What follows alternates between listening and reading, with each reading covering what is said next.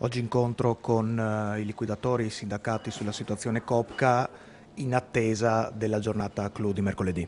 Sì, è stato un incontro chiarificatore su alcuni passaggi, naturalmente non risolutivo, anche perché mercoledì avremo l'apertura delle buste e quindi con l'apertura delle buste e delle offerte per i vari punti vendita avremo il quadro chiaro rispetto sia al Friuli che al Veneto. Per quanto riguarda il Friuli ci attendiamo perlomeno una decina, 10-12 offerte, potrebbe essere qualcosa in più, vedremo appunto mercoledì, e quindi resterebbero un'altra decina di punti vendita su cui fare alcuni ragionamenti.